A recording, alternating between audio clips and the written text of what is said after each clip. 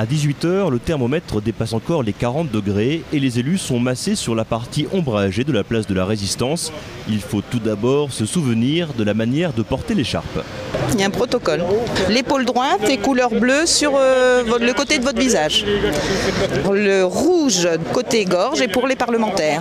Normalement, on doit la mettre en signe de mécontentement, le rouge côté du cou. On officialise le fait qu'on soit mécontent de tout ce qui est supprimé au niveau des petites communes, au niveau des aides de l'État qui de plus en plus s'amenuisent et on en demande de plus en plus aux collectivités territoriales. Officiellement, le mouvement est apolitique, mais les couleurs s'affichent tout de même au hasard des badges et autocollants qui sont distribués. Ah, c'est des petits badges, j'aime ma commune, vous voyez ? Regardez, j'aime ma commune, j'aime mon département. Du Parti communiste et du Front de gauche. Alors ce petit autocollant-là, il est issu effectivement du PCF, mais là c'est une association d'élus. Donc il y a des élus qui sont membres du Parti communiste, mais il y a aussi des élus qui ne sont pas membres du Parti communiste. C'est l'association des élus communistes et républicains. De toute manière, il n'est pas nécessaire d'être dans l'opposition pour afficher son mécontentement. Une fermeture de trésorerie, c'est encore des engagements de plus de l'État au niveau des services publics. Et nous, dans les campagnes, on commence à en avoir vraiment marre. J'ai voté socialiste, je suis socialiste. Et si c'est 500 signatures qui viennent chercher à chaque fois, eh ben moi, je ne suis pas d'accord. Je suis là, c'est vraiment un coup de gueule. Et aujourd'hui, j'ai un peu honte d'aller manifester contre mon propre gouvernement, quoi, qu'on peut dire. Mais là, franchement, ça va un peu trop loin des moments. Voilà, c'est tout. Ce que je vous propose, c'est d'aller marcher un petit peu, ça va nous faire le plus grand bien. On va emprunter l'avenue Marceau et ensuite nous passerons symboliquement devant la Direction générale des finances publiques, puisque personne n'ignore qu'il y a un projet de fermeture de 6 trésoreries qui viennent s'ajouter à la suppression de 12 postes au niveau de la carte scolaire. Recul de l'implantation des services publics, baisse des dotations, report des compétences communales sur les EPCI, les revendications restent les mêmes et le président de l'Union amicale des maires de la Nièvre les exprime devant la grille close de la direction départementale des finances publiques. Aujourd'hui, il est à l'ordre du jour la fermeture programmée de 6 trésoreries. Donc nous ne pouvions pas éviter ce passage devant ce bâtiment forcément symbolique. En 2014, il y a déjà eu une baisse de 12,4% au niveau national des investissements. Et il y a des projections pour 2015 qui font penser à une baisse de 25% des investissements. Donc c'est loin d'être anecdotique. Nous avons aussi le projet de la loi NOTRe qui revient en discussion au niveau de l'Assemblée nationale et pour lequel nous avons de grandes inquiétudes. Nous souhaiterions que les députés se rangent derrière la sagesse des sénateurs qui ont adopté un projet en deuxième lecture qui donne à peu près satisfaction à l'ensemble des associations d'élus. Puis nous avons surtout la présence des services publics dans ce département pour lequel nous demandons un moratoire et une remise à plat de la présence effective sur chaque territoire de notre Nièvre de ces 10 services publics.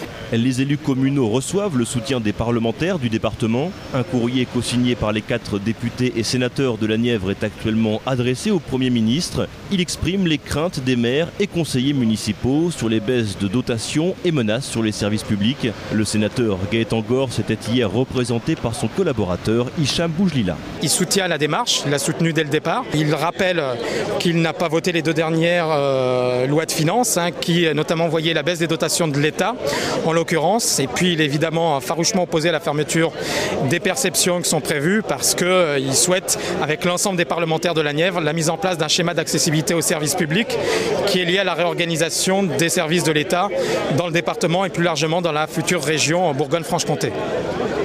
En tête de cortège, on retrouve également le maire de Nevers. Denis Thuriot reçoit ses collègues aujourd'hui. Ils arpentent une place Carnot en pleine rénovation. C'est une façon d'inaugurer avec l'ensemble des maires de la Nièvre. Je suis très content. Je ne m'attendais pas à un tel engouement pour la place Carnot. Plus sérieusement, j'ai souhaité m'associer à cette manifestation qui est un peu qui sort de l'ordinaire, mais je pense qu'il y a un gros mécontentement par rapport au financement des communes et des intercommunalités. Et moi, je le redis aujourd'hui. Évidemment qu'il faut faire des économies et je comprends que l'État veuille en faire et en même temps les communes ne sont responsables entre guillemets que de 9% de la dette publique et sont impactées de façon beaucoup plus importante, donc il y a une disproportion et aujourd'hui aujourd'hui, si on veut nous soutenir l'investissement, l'emploi, l'activité des entreprises, du bâtiment notamment, nous sommes contraints dans nos projets. Moi je l'ai toujours dit en tant que maire président d'agglomération, je ne souhaite pas jouer le jeu de dire parce qu'on a moins, je ne fais plus ou je fais plus grand chose. Au contraire, je souhaite démultiplier les investissements, mais malgré tout, malgré cette volonté, je suis bien obligé de reporter certains projets qui pourraient démarrer dès cette année ou l'année prochaine et qui risquent d'être repoussés en 2017 ou 2018 si tout va bien. Et si en 2018 la donne change, j'espère qu'elle changera avant. Donc aujourd'hui c'est très compliqué de pouvoir s'engager sur des projets à long terme et des investissements qu'attendent les entreprises et la population bien sûr. Et la population était peu présente hier par les fortes chaleurs dans les rues de Nevers.